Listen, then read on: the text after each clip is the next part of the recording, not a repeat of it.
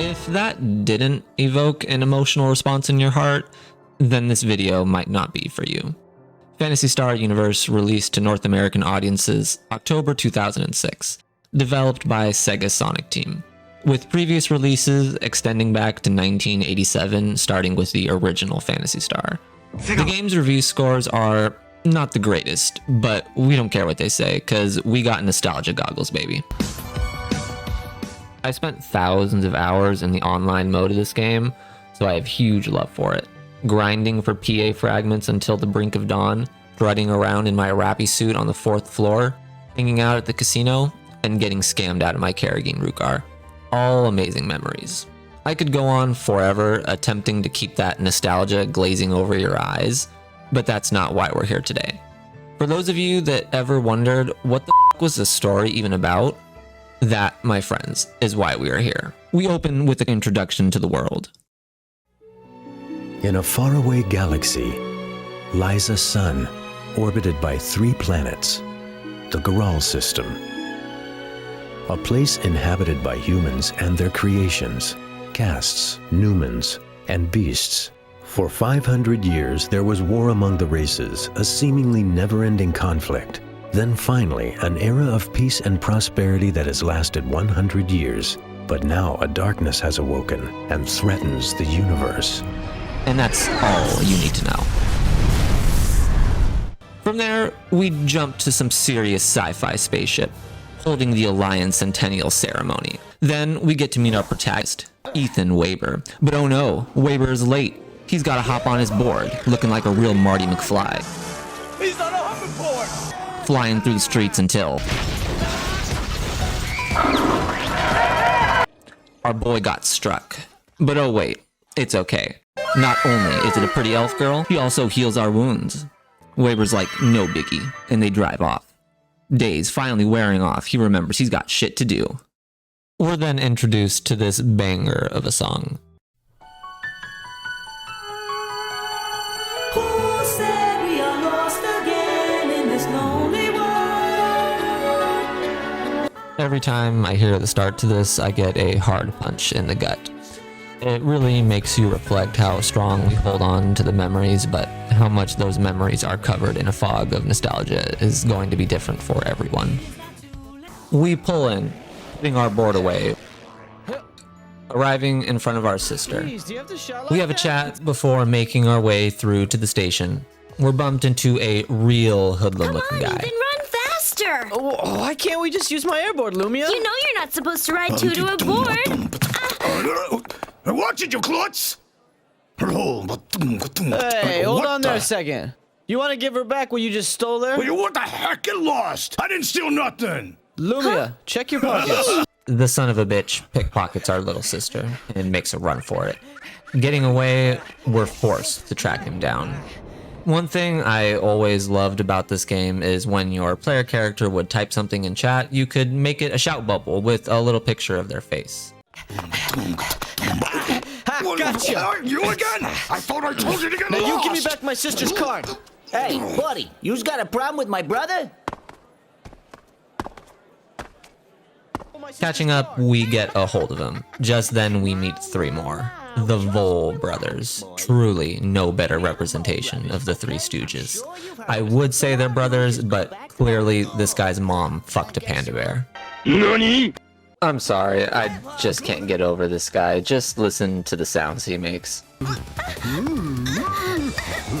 They tried to catch our sister, but through a series of nut kicks and sweet kung fu, we free her. Luckily, of all things, Leomon shows up in the nick of time, causing the brothers to make a run for it. It seems Weber has some serious issues, though, trying to pick a fight with the Digimon afterwards.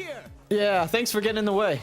What? Ethan, how could you say that? We could have been in real trouble. I could have handled those guys just fine by myself.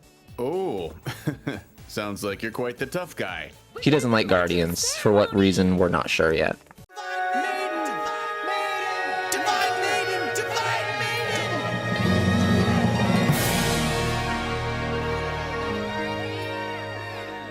Huh?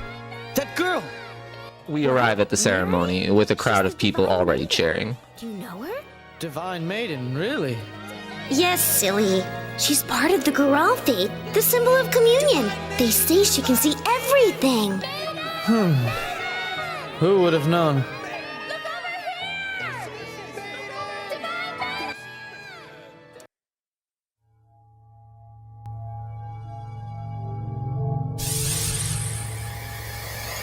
What is this? Tactical nuke incoming! Well, she saw that just in the nick of time, didn't she?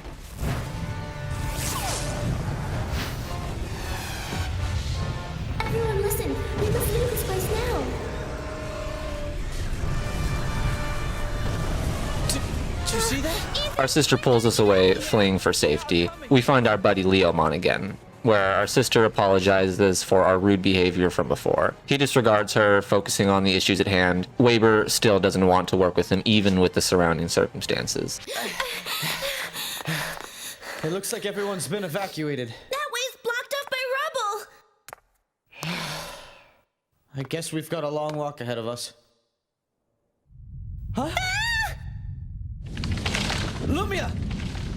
Get over here! I can't. I'm too scared.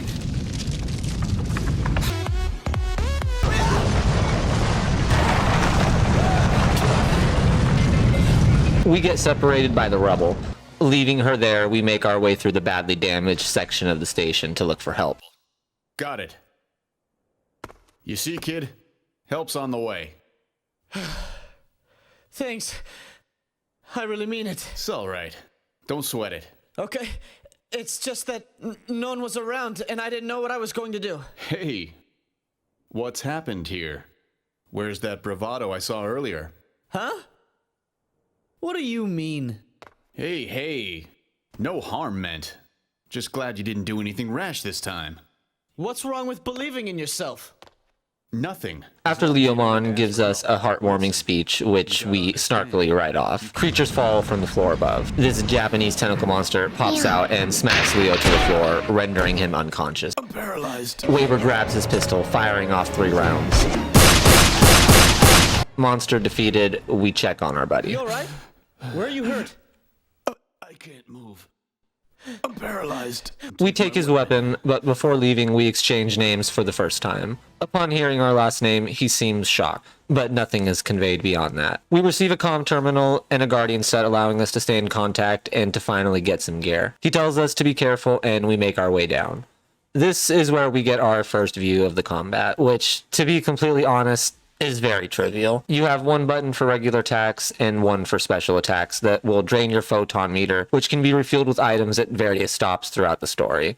And that's pretty much it. This lackluster form of engagement with the combat is something I can only assume contributed to the game's overall mid-review scores. Moving forward, we grab some emergency supplies and locate a sword.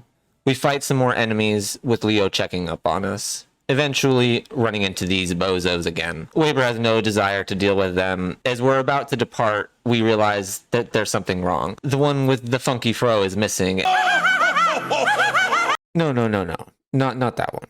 And these guys have the audacity to ask us for help. Eventually, letting up, they join our party. Running into a locked door, we clear the rest of the enemies, locating the key, reaching the linear line, and reuniting the trio. We get one last dance and finish the mission. Next, we happen across somebody stuck under some rubble. Locating some goggles that Weber somehow misplaced allows us to use them to somehow save this person from being crushed from under debris. What? The girl thanks us, and at this point, we see a different side of Weber. He starts to think about how helping those people was a good thing.